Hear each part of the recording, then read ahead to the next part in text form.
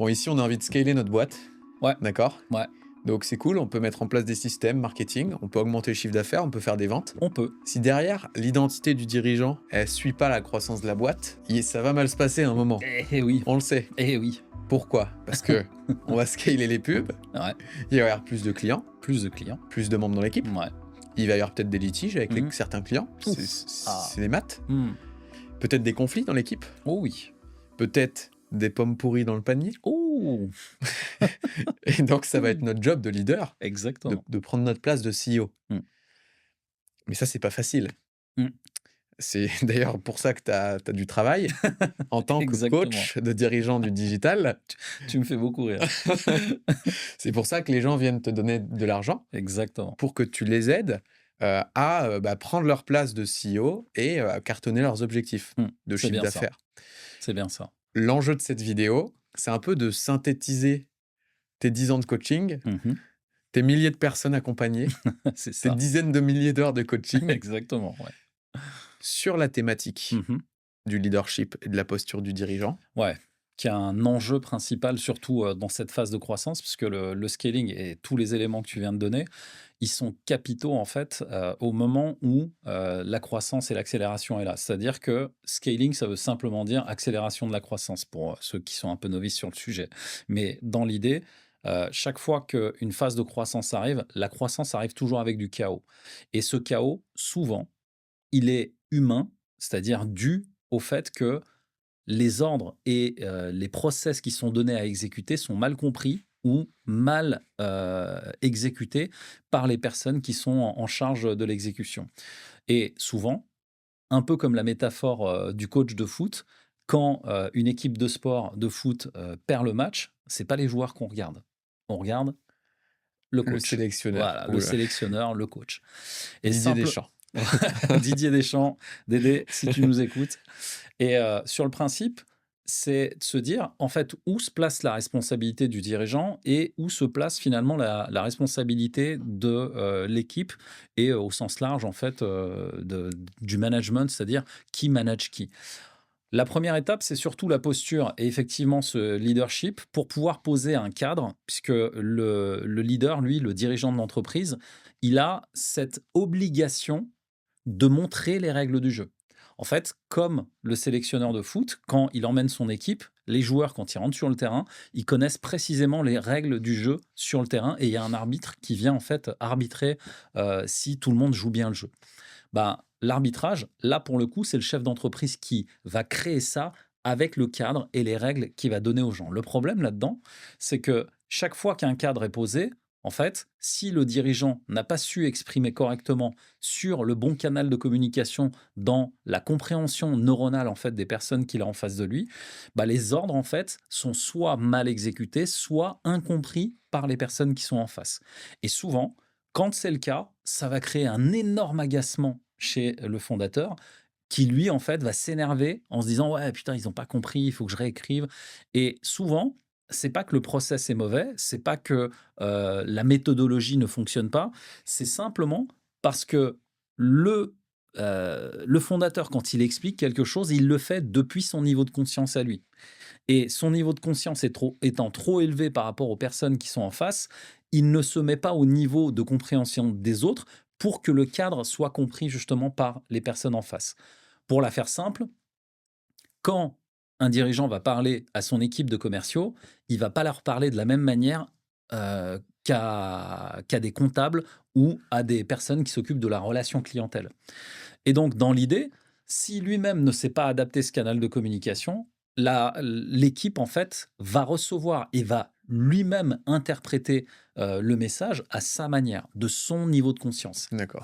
Et en fait, quand on parle de conscience, on parle aussi de neurologie, puisque dans la neurologie, il y a des personnes qui sont beaucoup dans le mental, d'autres qui sont beaucoup dans l'émotionnel, et d'autres qui sont plutôt instinctifs et qui vont passer à l'action différemment. Donc, à partir du moment où on a cette compréhension, cette analyse justement des comportements neuronaux, à partir de là, on va adapter le canal d'une posture qui donne le cadre, mais toujours bas dans la relation à l'autre. C'est-à-dire que oui, on peut avoir un cadre très très haut sur les règles, sur qu'est-ce qui doit être fait dans l'intérêt de l'entreprise et pour respecter les valeurs de l'entreprise, mais surtout les intérêts de l'entreprise pour faire plus de chiffres, pour faire plus de satisfaction client. Mais attention, dans ce cadre, à ne pas rigidifier la relation, puisque la relation, elle doit rester cordiale, et surtout que les équipes aient encore envie de travailler avec Mmh. vous à la fin du mois, parce que si vous Ouais, êtes un tyran, un dictateur qui veut simplement poser le cadre et faites ce que je dis et et ferme. fermez vos gueules, voilà, ça marchera pas longtemps, parce qu'on sait que Ouais, toute dictature ne tient pas la distance sur le long terme. Donc l'objectif ici, c'est comment j'arrive à maintenir un cadre dans mon entreprise, mais en gardant une posture basse et une relation cordiale avec mes équipes, une relation ouais. motivante avec mes équipes. Typiquement, ça peut s'appliquer aussi dans la relation avec les clients, on le verra juste après. Donc, Ouais. comment on cadre bien, on se fait Mmh. pas bouffer par nos C'est clients, ça. comment on gère aussi les litiges s'il y en a, et cetera. Heu, Moi, je suis dans le cas typique, tu vois? J'ai une entreprise en ligne, j'ai une agence. Mmh. Aujourd'hui, elle fait à peu près 30 000 par mois de CA, donc c'est à peu près le début, Ouais, de la c'est zone ça. où tu commences à accompagner D'inconfort, ouais, ouais, c'est les ça. gens, puisque toi, tes clients, ils font enfin, plus que ça En moyenne, généralement. ouais, ils sont à plus de 100 K, ouais. Hem Concrètement, tu vois, dans le cas de quelqu'un comme moi, par exemple, qui dit: «Bon, bah, là, je suis en train de développer une boîte, je veux standardiser des processus, je veux mettre des équipes en place, je veux les former, les aider à monter en compétences, je veux scaler derrière et m'assurer que ça tient derrière». Mmh. C'est quoi un petit peu dans quel ordre tu vas enfin, en gros, par quoi je commence pour prendre ma place de dirigeant ou quelqu'un qui nous écoute? Qu'est-ce qu'il doit commencer à bosser? Alors, déjà en lui, ce qui va être important, c'est de savoir quelles sont les valeurs qui l'animent, parce que c'est la première chose qui va transpirer sur l'équipe. Si, par exemple, je vais donner un exemple que j'ai eu, un cas concret, Ouais, mais vraiment concret. Un jour, un de mes clients m'appelle, me dit: «Écoute, on est en train de» pareil, il était dans une zone à 100, je crois, pareil, il passait de 70-80 à 100-150 de chiffre d'affaires par mois. Et en fait, dans cette période, il avait été obligé de recruter, des personnes dans son équipe, des freelances, des tu sais, des gens qui vont, faire le travail avec lui. Mais il les avait un peu recrutés en mode, bah, tiens, tiens, toi fais ça, ah, tiens, tiens, toi fais ça. Et chaque fois qu'il donnait une tâche, il donnait la tâche, si tu veux, le process qu'il avait écrit sur un Google Doc à l'arrache, et tiens, démerde-toi avec. L'idée, c'est que chaque fois qu'on a ce genre de comportement, et c'est-à-dire qu'on donne juste le process et démerde-toi avec à la personne qui est en mmh, face, en pensant que la personne est compétente et en pensant aussi que, bah, en fait, je la paye pour ça, elle devrait être capable de le faire. Chaque fois qu'on fait ça, première chose, on ne pose pas le cadre et on ne donne pas à l'autre les règles du jeu. C'est extrêmement dangereux puisque on laisse l'interprétation à la personne qui est en face, l'interprétation du process. Ça, c'est le premier point. Ce qui veut dire que la communication et la posture, elle est très basse sur le cadre et donc libre sur l'interprétation du cadre, mais aussi très basse sur la relation. Puisque du coup, on n'a pas du tout mis c'est de pas soigné. consistance. Oui, on n'a Mmh, pas mis de ouais. consistance en fait pour accueillir la personne, lui dire voilà, ça va être cool de bosser ensemble, etc., etc. Et le deuxième point, juste après celui-là, c'est que ta manière de déléguer en dit plus sur toi que ce que tu délègues. Je vais répéter. Ta manière de déléguer en dit plus sur toi que ce que tu délègues. Il a pris un process qui l'emmerdait au plus haut point, qui lui faisait, mais vraiment, c'était le caillou dans la chaussure, ça l'emmerdait de le faire. Et il a fait quoi? Principe de la patate chaude. Oh, oh, tiens, oh, Il a donné le voilà, oh, démerde-toi. il s'est débarrassé. Il s'est débarrassé. Résultat, la personne à qui tu envoies la patate chaude, qu'est-ce qu'elle va penser? Qu'est-ce qu'elle va ressentir? Qu'est-ce qu'elle va croire sur l'entreprise? Tu lui laisses le champ ouvert à Mmh. voilà, À interprétation exactement. je suis le ramasse-déchets, quoi. Voilà, soit ramasse déchets, soit off. Ah ouais, d'accord, c'est comme ça qu'on me traite. Ah ouais, donc là c'est patate chaude, bah vas-y, je le fais vite fait, on s'en bat les couilles. Mmh. Ouais, tu désengages, quoi. Tu désengages totalement la personne parce qu'en fait, tu lui montres le niveau d'importance que ça a pour toi simplement par la manière dont tu lui donnes. Et en fait, il y a pas de cadre, il y a pas de relation, donc là, c'est open bar. Mmh. Et après, il revient me voir, il me dit: «Mais je comprends pas, c'est pas possible, on a donné ça», et on décortique avec lui. On dit: «OK, tu as dit quoi? Tu as fait quoi? Quelle était ta posture? Quel est le cadre? Quelle est la mission? Quelle est la finalité que tu veux obtenir?» Et on rentre dans le détail de tout ça et on se rend compte de quoi? Ah ouais, non, mais en fait, c'était un truc. Ah ouais, mais j'avais pas le temps, tu comprends? OK, si toi, en tant que dirigeant, tu as pas le temps, qu'est-ce que la personne à qui tu l'as confié, qu'est-ce qu'elle doit faire elle? Et ça, le simple, en fait, ce qui a, tu vois, c'est pour ça que la manière de dire les choses a une importance. Ce qui l'a fait shifter, c'est le geste que j'ai fait. Patate chaude. Et en fait, il m'a regardé comme ça, il me dit: «Putain, c'est tout ce que je déteste» et je l'ai fait à mes équipes. OK. Ce que je déteste qu'on me fasse? Bah oui. En fait, imagine quelqu'un fait la même chose avec toi. Ouais, il vient te refiler Ouais, ses ah hop! Ah merde! Ah putain! Ah ouais! Et le simple fait de faire ce mouvement: «Ah la patate chaude», il m'a regardé, il a fait ça: «Oh putain!» et il me dit: «C'est tout ce que je déteste qu'on me fasse». Je dis: «Bah, c'est ce que tu viens de faire aux autres, en fait». Et donc ce fameux adage de «fais pas aux autres ce que tu aimerais pas qu'on te fasse», bah, c'est tellement valable dans le cadre de l'entreprise. C'est-à-dire que comme c'est quand même toi qui es le responsable de la performance de ta boîte, bah, il y a un moment, c'est à toi de montrer ce qui est important. Et le cadre, les règles que tu poses, même dans la délégation, hein, délégation en 7 ouais. étapes, vous tapez ça sur ChatGPT, il va vous donner les 7 étapes. Très simple en fait, si on fait ça en 3 étapes, c'est je donne la mission, je donne les outils, je contrôle au milieu, un peu vers la fin, et à la fin on regarde le résultat, et si le résultat est pas bon, on ajuste ou on continue à renforcer le système. Ouais. Et l'idée, si tu veux, c'est que si toi, t'as pas mis les jalons de ça, Mmh. que ta posture, elle montre pas qu'il y a un réel engagement parce que c'est important, Ouais. mais qu'est-ce que tu veux que la personne en face fasse, en fait? Et c'est pour ça qu'on dit souvent, tu sais, c'est des neurones miroirs, c'est-à-dire que la personne, elle va faire ce que toi tu fais. «Ah, c'est patate chaude? Ah bah OK, bah, hop! Mmh. Ah, mais Ouais. pourquoi tu l'as pas fait? Bah, ça avait pas l'air important». OK. Mmh.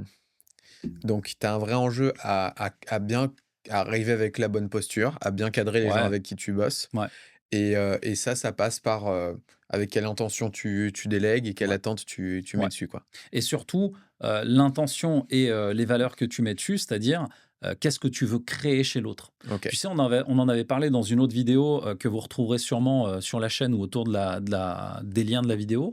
L'idée, c'est que, les valeurs que tu mets dans ton entreprise, c'est celles que tu vas incarner. En fait, si toi, tu as déjà pas fait l'inventaire sur toi de quelles sont les valeurs qui comptent, comment je veux créer cette relation avec les personnes, les collaborateurs qui vont être avec moi, bah, forcément, en fait, dans ta tête, si ça, c'est pas clair, comment veux-tu que le message en face soit capté? Et surtout, c'est chaque fois que c'est pas clair chez toi, tu laisses la libre interprétation en face de faire pareil. Donc, il y a aussi une partie, en fait, qui est très identitaire et qui est très, axée là-dessus. Un de mes clients, par exemple, un de ses critères de recrutement, c'est la loyauté. En fait, si tu es pas loyal envers lui et que tu t'engages pas, il te recrute pas. Et ça, je trouve que c'est un excellent critère puisque c'est ce qui crée aussi des entreprises long terme et qui fait que les gens ont envie de rester. Mais plus que ça, c'est pas juste le fait de les faire venir, c'est de les faire rester qui est de plus en plus dur. En fait, aujourd'hui, on parle souvent de rétention client, mais on parle jamais de rétention d'équipe. L'idée, c'est comment les personnes avec lesquelles tu travailles, quand elles vont venir bosser avec toi, c'est comment en fait, à ton contact, les personnes vont se sentir grandies, Mmh. elles vont apprendre quelque chose, mais surtout, surtout, elles vont en apprendre sur elles-mêmes. En fait, si tu n'arrives pas à créer ces 3 choses, derrière les personnes se désengagent assez rapidement et vont, voir ailleurs. Et aujourd'hui, pour qu'une entreprise se pérennise, le plus important, c'est pas en fait de trouver les bonnes personnes ou de les virer rapidement. Parce que tu sais, on dit souvent: «Oui, recruter lentement et Dire ouais. virer rapidement». En fait, recruter lentement, ce serait aussi pour virer lentement. Parce qu'en fait, une entreprise sur laquelle on n'a pas des éléments qui restent longtemps, bah, l'entreprise, elle a aussi de fortes chances, d'être brinque-ballant. Ouais. Même si on a de l'intelligence artificielle à tous les étages en ce moment et qu'on peut tout quasiment, automatiser, il y a un moment, il faut quand même qu'il y ait quelqu'un qui appuie sur la touche. Donc faire en sorte que les personnes qui viennent, mais de leur donner envie de rester, c'est un vrai défi, c'est un vrai, Mmh. Mmh mh. challenge d'entreprise aussi. Donc on va dire que la première étape, c'est de bien cadrer la relation Ouais, et sa posture de ouais, dirigeant c'est ça. vis-à-vis de la délégation. Continuer de cadrer cette relation, pour faire de la rétention Mmh. avec ses équipes. Ouais. Ensuite, ça va être quoi les problématiques qui vont arriver? Souvent dans les dirigeants qui viennent te voir pour des coachings, Mmh. que ce soit sur la communication avec leurs équipes ou avec leurs clients. En tout cas, tout ce qui les empêche de prendre leur place de CEO Mmh. qui, pourrait du coup, cartonner leurs objectifs et cetera. Ouais. Bah, là, en fait, on revient. Alors, je vais la partie équipe. Je pense que tu vois, On a bien parlé, ouais. on a bien expliqué ce qu'il en retournait. Sur la partie client, je travaille beaucoup sur le lâcher prise. En fait, là où ça apparaît le plus, c'est sur deux points assez importants. C'est l'accompagnement des clients, c'est-à-dire j'accompagne un client, mais je veux tellement lui donner, je veux tellement qu'il ait des résultats que j'en deviens l'esclave et donc un peu la victime. Et là, il y a un jeu, tu sais, du triangle dramatique de Cartman qui se met en place, c'est persécuteur, sauveur et victime. Et là, en fait, quand tu as un client que toi, tu te mets en position de victime soumise qui veut absolument satisfaire l'autre, bah, on est presque aussi dans la position du sauveur pour sauver l'autre. On n'est pas là, en fait, pour sauver les clients dans les accompagnements, mais l'idée, c'est que quand mes clients se mettent dans cette posture-là, ils ont du mal à lâcher prise. Ce qui fait que derrière, ils deviennent littéralement les esclaves de leurs clients. J'avais un de mes clients qui répondait à un de ses clients le week-end, le soir, le dimanche, etc. Comment tu peux avoir en fait une vie équilibrée si tu es H24 en fait en train de jouer l'esclave de tes clients? Ça peut pas fonctionner en fait. Et ça, c'est vraiment, je reviens là-dessus parce qu'on en a parlé, Ouais, c'est le cadre. c'est le cadre. En fait, c'est quelle est la relation que j'ai créée au départ avec le client qui va amener en fait le niveau et la qualité du rapport avec le client. Parce qu'en fait, si dès le départ, tu as pas mis le cadre en disant, bah voilà, voilà notre relation, voilà ce à quoi tu as droit et voilà ce à quoi tu n'as pas droit. Moi, par exemple, j'ai un principe, et je le dis à chacun de mes clients qui signent, c'est on va bosser ensemble, tu peux me contacter de 9h à 19h tous les jours, du lundi au vendredi, mais le samedi et dimanche, c'est pour mes enfants et ma femme. Rien d'autre. Et en fait, à partir du moment où c'est dit et c'est écrit dans le contrat, le cadre est posé. Ça a l'air tout bête comme ça, mais ce manque de cadre au départ d'une relation commerciale avec un client, c'est ce qui crée le plus souvent des problèmes. Et c'est ce qui empêche mes clients de lâcher prise. J'avais un client, ce même client donc, dont je parlais qui bossait les week-ends, en fait, il avait l'impression de donner tellement qu'à un moment, il voyait même plus la valeur de ce qu'il donnait. Mmh. Dévalorisé. Il dévalorisait en fait tout ce qu'il faisait, tout ce qu'il donnait. Pourquoi? Parce que tu donnes, tu donnes, tu donnes, tu donnes, tu vois que ça satisfait pas l'autre, tu dis: «Putain, mais ça marche pas, Faut que je donne plus. faut que je donne plus» et donc c'est pas assez. Plus que quoi? Ouais, plus que quoi, mais c'est jamais assez Ouais. et dans l'autre vidéo dont je parlais tout à l'heure, on l'avait traité, c'est pas assez, mais par rapport à quoi? Et donc c'est pour ça que le référentiel du cadre permet justement de normer la relation pour éviter ce genre de débordement. Et c'est souvent là-dessus que mes clients, n'arrivent pas à lâcher prise et ils se disent: «Oui, mais il a payé, il a le droit». Bah non, en fait, c'est pas parce qu'il a payé qu'il a tous les droits. C'est contractuellement, qu'est-ce qui a été écrit, qu'est-ce qui a été signé, qu'est-ce qui doit être délivré? Et donc, le 2e point sur lequel, on parlait, c'est l'aspect client. Et là, on parle de litige client. 2 personnes, par exemple, j'ai une cliente qui se crispait, tu sais, on en avait parlé également dans une autre vidéo, qui se crispait sur, j'ai, 5 clients insatisfaits et qui me demandent des remboursements et que je dois rembourser. En fait, 5 clients insatisfaits alors qu'elle en a 850 qui sont satisfaits. Et là, tu vois, le cerveau, omission sélective, elle se concentre uniquement sur ceux qui Mmh. sont en litige, et cetera. Et Ouais. en plus, peur du manque, ça la fait chier de les rembourser. L'accompagnement est à 2 700 €. Les personnes ont payé en 4 ou 5 fois. On parle de mensualité de 500 € sur 850 clients. Il y en a 5 auxquels elle doit rembourser 500, 500, 500. Voilà. Ouais, 2 500. Voilà, voilà. Donc, Des fois, c'est dans nos têtes, voilà, enfin la ça perception. montre quelque chose, ou en tout cas, voilà, quelque chose nous déclenche. Il y a quelque chose qui démarre. Et là, pour le coup, bah, ce qui la démarrait, elle, c'est l'injustice de voir qu'elle délivrait et que les personnes en face ne voyaient pas la valeur et que puisqu'elle ne voulait pas payer, elle était prête à leur faire un procès. Et ça, mais franchement, quand tu as 850 clients satisfaits, tu te concentres pas sur les 5, tu vois. Mais comme elle avait cette blessure d'injustice, en fait, c'était injuste pour elle et elle pensait, d'ailleurs, à l'extrême que les personnes allaient la mettre en procès, lui faire de la misère juridique, Mmh. etc., etc. Alors qu'en En fait, fait, tout le monde s'en foutait. tout le monde s'en fout, quoi. Et par exemple, dans ce cas de figure-là, tu mets ça en lumière. Mmh. OK, une blessure d'injustice, qui date depuis peut-être, l'enfance ou Ouais. autre, ça va pas se régler en claquant des doigts. Ouais. Hem, Qu'est-ce que tu en fais après, une fois que ça a été mis en lumière? Mmh. Comment elle, ça lui permet, par exemple, ou d'autres entrepreneurs, de se libérer, en fait, de ce caillou dans la chaussure? Alors justement, la blessure d'injustice, elle est souvent reliée, tu vois, à des émotions profondes, le passé, les parents, d'autres sujets. L'idée, en fait, c'est d'abord d'accueillir cette émotion, de voir en quoi elle est utile et à quoi elle va servir pour pouvoir justement faire ce qu'elle a à faire. Il y a sûrement eu un intérêt, une utilité de cette blessure à certains moments et c'était approprié. Mais là, dans la phase de scaling et de croissance que ma cliente vivait, elle qui accompagnait, elle était dans le milieu de l'art-thérapie et elle faisait, tu vois, des choses plutôt, comment dire, créatives, etc.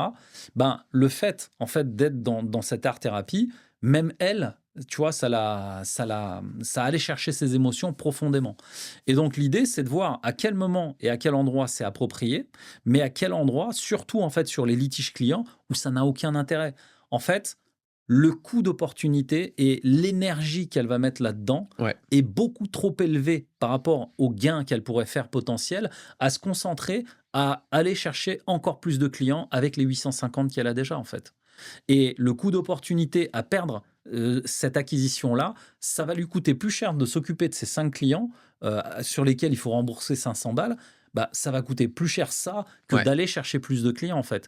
Et c'est justement là où, à partir du moment où elle a compris, en fait, elle a shifté sur: «Ah oui, j'en ai 850 qui sont satisfaits, je me concentre sur les 5». Si tu veux, le shift, il se fait quand même assez dans la assez rapidement, compréhension. la compréhension. Mmh. Et émotionnellement, on va aller justement voir quel est le lien d'injustice à l'intérieur de ça et renommer les choses pour le ici et maintenant. Et en fait, cet aspect-là, une fois qu'on l'a retravaillé, là, elle se remet en fait immédiatement dans le moment présent pour dire: ah oui, en fait, ça y est, je comprends que là, perdre mon temps là-dessus, ça va me faire perdre plus d'argent. Donc, la relation de la gestion des litiges, tout ça, elle l'a confié à son assistante qui a pris le relais et du coup, elle s'est remise dans sa zone de génie qui est d'aller justement parler aux art thérapeutes, faire des choses avec eux, etc., etc.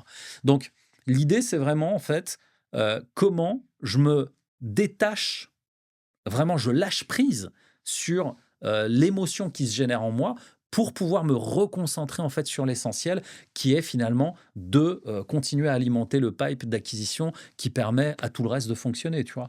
Et ça, quand on est justement à des niveaux de scaling comme cela, il y a vraiment en fait un avant-après lâcher prise, puisque après on se rend compte que finalement on s'est pris la tête sur des futilités, alors que derrière la machine fonctionne, quoi. Mmh. OK. Donc voilà, il y a aussi ce sujet, hem, d'aller voir ses blessures, Ouais.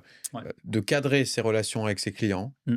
et en cas de litige, de vraiment me poser les chiffres, voir, est-ce que c'est si important que ça? Ça veut pas dire qu'on va pas s'en occuper, mais est-ce que faut que nous on s'en Rester préoccupe factuel, ou voilà, voilà, rester revenir factuel. aux faits Ouais, et prendre des décisions éclairées, c'est ça, sans c'est monter, ça. dans les tours, quoi.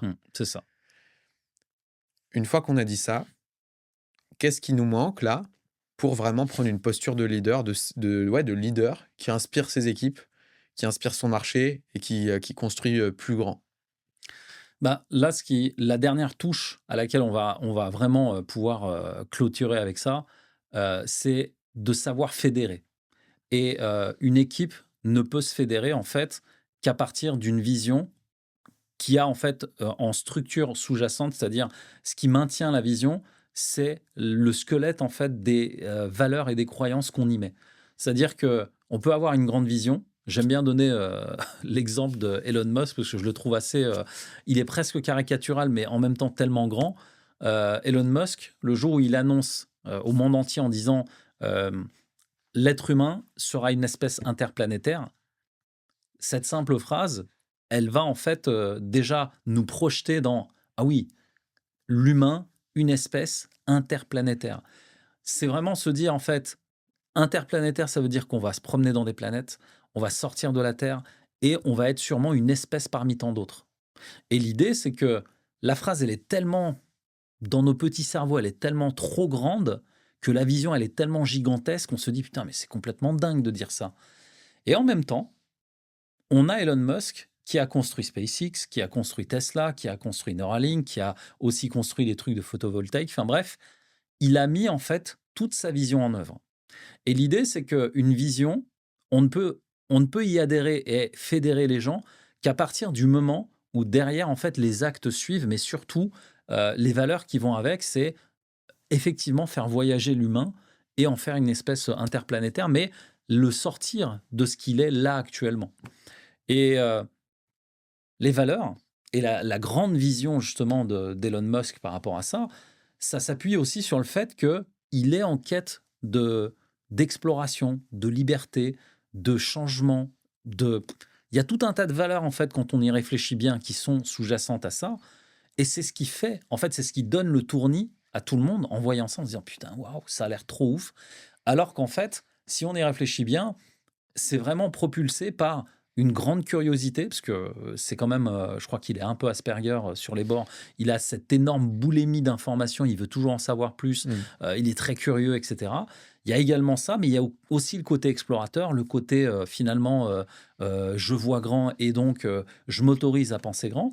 Et cette vision-là, bah, faut apprendre à la cultiver soi-même. Faut aussi la recontextualiser par rapport à notre propre vision. Et ça, bah, c'est un travail que je fais beaucoup avec la PNL, où on va justement utiliser un outil comme l'alignement des niveaux logiques qui permet justement d'aller chercher en profondeur ce qui nous anime réellement. Et à partir du moment où on met en fait en corrélation ce qui nous anime profondément dans nos tripes, dans nos cœurs, dans notre tête, en fait, le réalignement vision, mission, action se fait naturellement. Et tout ça, en fait, il n'y a pas besoin au départ d'avoir quelque chose de précis. D'avoir simplement une direction vers la vision, parfois suffit. Et à son époque, il y a aussi Steve Jobs qui avait dit les ordinateurs vont changer en fait le monde de par leur utilisation. Il y aura un ordinateur Apple dans tous les foyers américains. Ça a été le cas.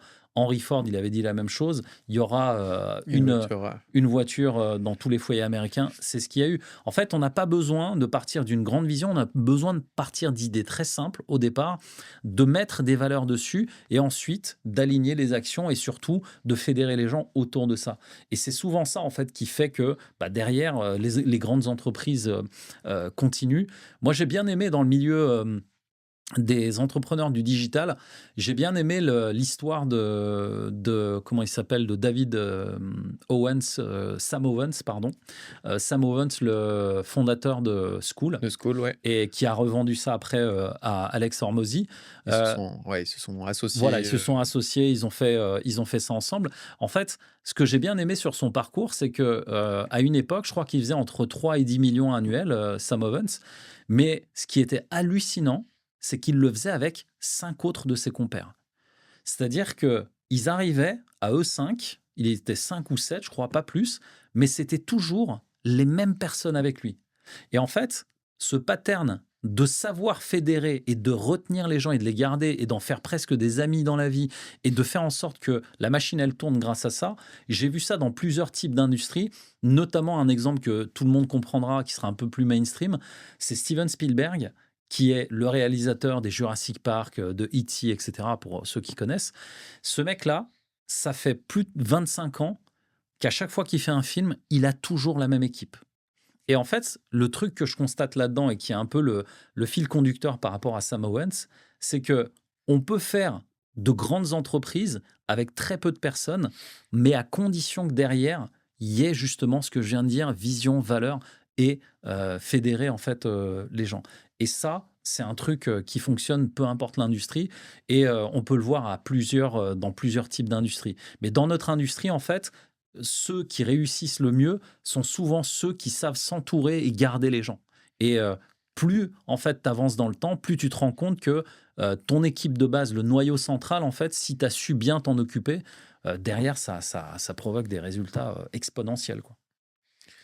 Incroyable. Donc, c'est vraiment, ouais, le truc de l'idée d'avoir une vision, d'embarquer les gens Ouais, et plus ça va être puissant et plus il va y avoir aussi des relations qui ont été travaillées, une ouais, bonne culture, mmh, plus avec peu de monde, on peut faire, une super boîte, quoi.